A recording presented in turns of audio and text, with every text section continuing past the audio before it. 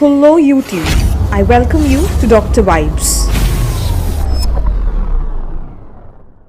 Hello students, in today's video I will be discussing about Brucella. Now first, whenever you study a bacteria, you should know about the classification of bacteria. So Brucella is a gram-negative bacilli bacteria. What it is morphology? Now remember, it is non-motile, non-sporic and non-capsulated. So three non-motile, non-capsulated and non-sporic. Okay. Now you have to know whether this is aerobe or anaerobe, and if aerobe, strictly aerobe or obligatory. That means strictly or obligatory aerobe or facultative type. So I will say that Brucella is a strict aerobe, that is obligate aerobe. So as it is aerobe, it requires oxygen for its process. It is a non-fermenter. No fermentation process occurs in Brucella. Fourth point is that there are some characteristic features that you should know about Brucella. That this is the must know points about Brucella, that it is H2S positive and it is urease positive. This is required for the identification of Brucella species and the diagnosis of Brucella. Now there are 4 pathogenic Brucella species, and these are the 4 species which you commonly have to know about. Okay, these are Brucella melitensis, Brucella abortus, Brucella suis and Brucella canis. This is given by a mnemonic MASC, mask. Okay, next we move to the phage that is useful. Okay, next is the phage that is used for the identification of Brucella species. This is a very important question, and the name of the phage is Tbilisi phage. Okay, so Tbilisi is a name of a place. Upon that, this name has been given. Now we come to the culture for the Brucella. So culture for Brucella is a biphagic Castaneda medium. Castaneda medium. Now you have to know that what does Castaneda medium compose of. So it composes of 3 types of agar: tryptose agar, potato infusion agar and serum dextrose agar, PST. Remember with the mnemonic PST. Potato infusion agar, serum dextrose agar and tryptose agar with broth. Okay. Now what is the rate of growth of Brucella? So Brucella is a slow growing bacteria. Okay. Now which disease does Brucella cause? It is brucellosis. Very important. Brucellosis. Brucellosis is a zoonotic disease. Zoonotic means it can be transmitted from animals to man to man and from man to animals. Next, we will study the reservoir of brucellosis. That means those organisms which cause brucellosis, they stay where? Which organisms they stay? So, as I said you that there are 4 pathogenic species of Brucella which is given by the mnemonic mask. So, each species has a different reservoir. For example, melitensis stays in camel, sheep and goat. Abortus stays in buffalo and cattle. Now, how can you remember this abortus reservoir? See, A, B, C. Abortus, buffalo, cattle. Suis, Brucella suis stays in pigs, rodents and reindeer. Pigs, rodents and reindeers. And Brucella canis stays in dogs. So this is also easy. C, D. Canis, dogs. Okay. Now we move on to the next point. That is, what is the most common Brucella causing species? There are 4 species. What it is? So the most common is melitensis. Okay. Now, what is the mode of infection? How can someone get Brucella? So someone can get Brucella by raw milk or cheese, and this is the most common mode of transmission. But it can also be transmitted by aerosols and percutaneous or mucous membrane exposure while handling of infected animal products. So if someone is handling infected animal products like these, then it can also be entered through the mucous membrane.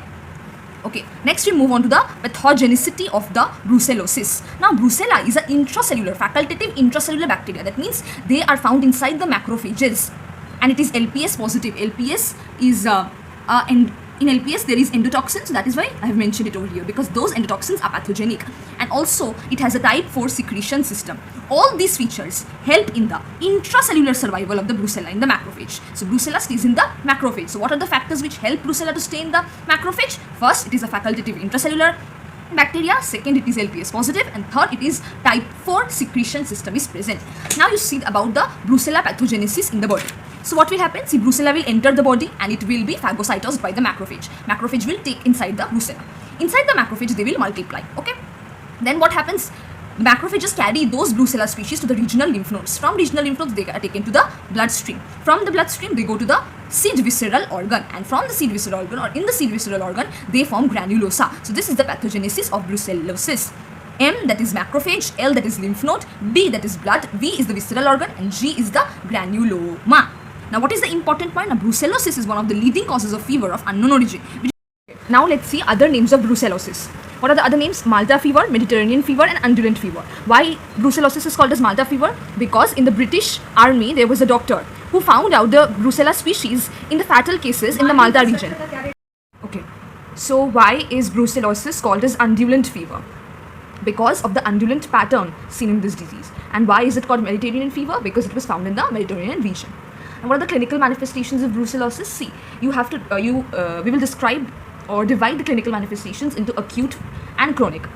So first is acute febrile illness. See, febrile means related to fever. So acute phase mostly is related to fever. You get to see waxing, waning fever, chills, myalgia, arthralgia, lymphadenopathy, and night sweating. So what is waxing, waning fever? Now this is a kind of fever when the person is in delirium, and there is a feverish pattern when the patient feels some back and forth. Okay, myalgia is muscular pain and arthralgia is knee pain or joint pain. Chronic manifestations now with anorexemia, with malaise, anemia, leukopenia. So anorexia is a mental condition when the person tries to lose a lot of weight. Okay. Now we have the focal manifestations of brucellosis, and this is really important. More than the clinical manifestations, focal manifestations are important. So see, you have meningitis, you have pericarditis, endocarditis, myocarditis related to heart. You have spondylitis or osteomyelitis, arthritis seen in the hip joint and ankle joint. Then you have hepatitis, which is important, and epididymis, prostatitis, orchitis, splangitis. So you have to remember all this, and mostly you have to remember the circled one, that is hepatitis, arthritis, spondylodiscitis. Okay. Next, you have the diagnosis of brucellosis, which is very important. So what we do in brucellosis, we collect the blood specimen, or say bone marrow, or CSF, biopsy, and joint fluid can also be collected. After collection, what you will do, you will culture the brucella in which medium? Castellaneta medium and Bactec medium. So these are the two mediums in which you can culture the bacteria brucella. Then after the culture, you can either watch it in the slide, peripheral smear, or you can also do PCR. So this is the commonest form which is done, but serology is the most common that is used for diagnosis. Okay, the serology is the most common used for diagnosis. And what happens in serology? See, IgG and IgM antibodies are found in the patient after 2 to 4 weeks after infection. Okay, so this is important for serology testing. This is important point. Now, what are the types of serology testing? Standard agglutination test, very, very, very important. Standard agglutination test, but this is chronic in negative disease, and it can detect IgM antibodies. Okay, then you have two Mercapt ethanol test, which detects IgG antibodies. Coombs test will detect incomplete IgG antibodies, and you have ELISA and CFT, which will separately detect IgM and IgG antibodies. Finally, you have the treatment of brucellosis. There is a gold standard treatment and there is an alternative treatment, but the alternative treatment has been given by WHO. Okay, so what is gold standard treatment? See, you have to prescribe streptomycin for 2 weeks and doxycycline for 6 weeks. And alternative treatment is doxycycline plus rifampicin for 6 weeks, or doxycycline plus gentamicin for 6 weeks. And if there is a child and pregnant suffering from brucellosis, then you have to prescribe rifampicin or cotrimoxazole for 6 weeks. Okay, so this was all about brucellosis. So these are the questions from brucellosis, mostly focus on standard agglutination test.